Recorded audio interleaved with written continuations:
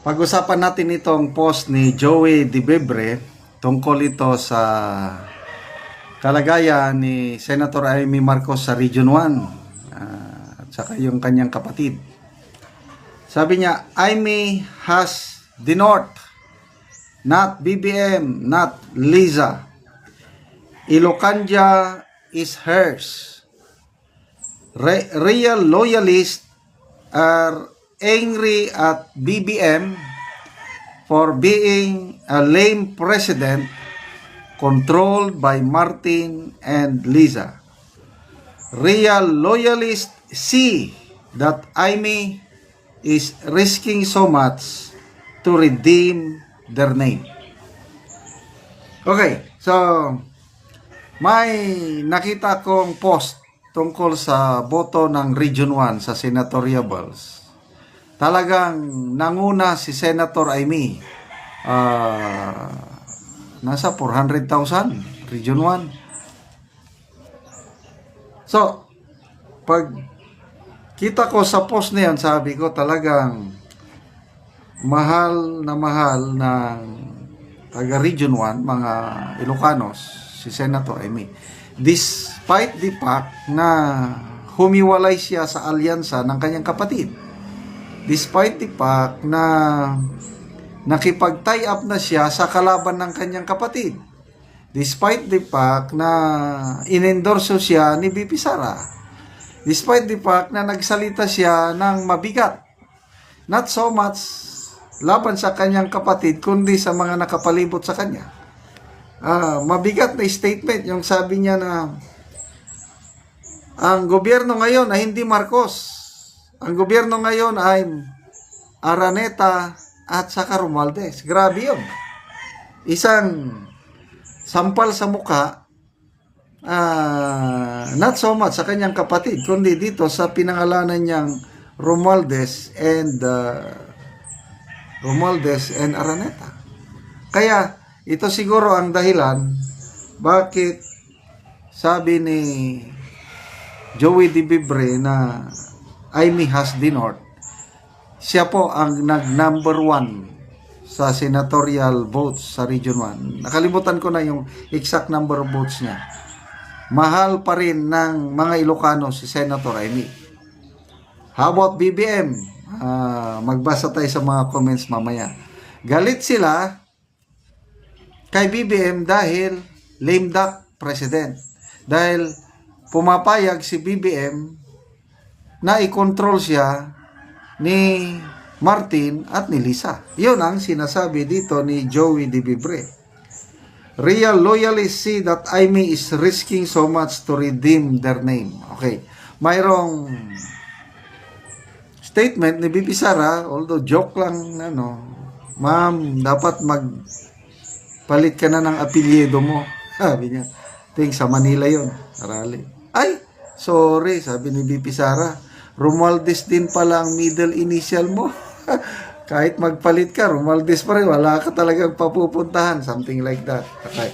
Nag-react ang isang Marcos loyalist from Tondo. Ano sabi ng Marcos loyalist? Hindi si Amy ang magpalit. Dahil siya ang tunay na Marcos. Marcos loyalist from Tondo ito, ha. Ang kapatid niya, ang presidente ang dapat magpalit ng apelyido dahil hindi niya na dinadala ang legacy ng Marcos Sr. Mabigat yun. So, tapos ng eleksyon, nanalo na si Senator Amy and it's a victory for all, I believe, mga loyalist. Masaya ako, I still consider myself loyalist. Kaya lang pagiging loyalist ko para kay Marcos Sr. at para kay First Lady Imelda, and of course, para kay Senator Amy. Dahil itong ginawa niya, lately talagang nakakabilib. Inimbestigahan niya yung pagkidnap kay PRRD. Tapos, sinampahan ng kaso sa ombudsman. Ang laking bagay nun. So ngayon, nanalo na siya, lalong may gagawin. I believe lalong may gagawin si Senator Amy ngayon para ipurso ang hustisya para kay Tatay Digong. at para sa kanyang kaibigan na si BP Sara. Magbasa tayo sa mga comments. Delia Ratunil, good luck, Amy. Malaya.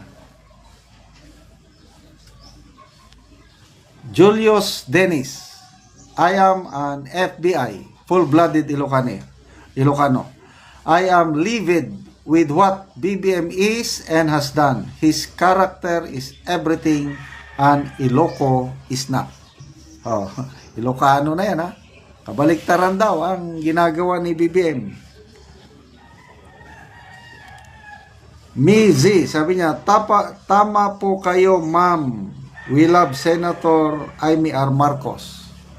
Sinira ni BBM ang magandang hangarin ni Senator Amy dahil sa walang sariling panindigan nga pagpapauto sa asawa at sa kasapinsan. Weak talaga siya. Ano pa? Lovely Villarin, totoo si BBM ngagba ang sumira sa pangalan ni Senator Amy Marcos.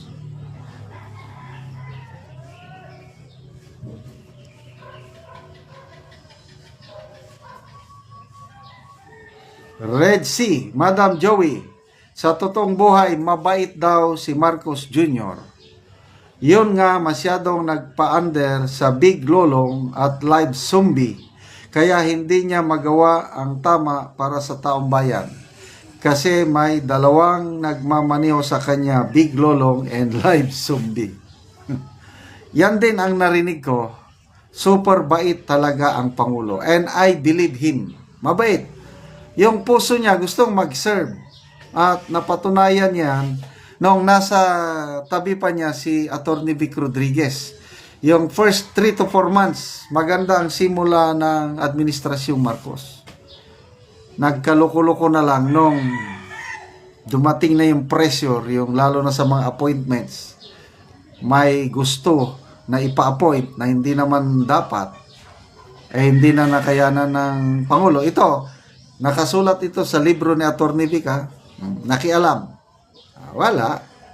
So, umalis si Atty. Vic at ito na nga, nangyari na itong, I don't know, nagkasira-sira na ang ating bayan.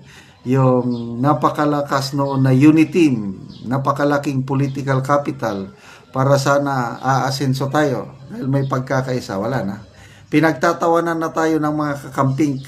May napanood akong Facebook reel kanina, si Madam Lenny, sabi niya, ang iba nagkahiwa-hiwalay na, tayo magkakasama pa rin. So, pinapatamaan niya na ang Uniteam. Wala nang Uniteam. Ang meron ngayon, binubuo nila, Unipink. Magsasama ang mga Dilawan at ang mga Marcos, loyalist, para hindi na daw, para pigilan daw ang pagbabalik ng mga Duterte sa Malacanang.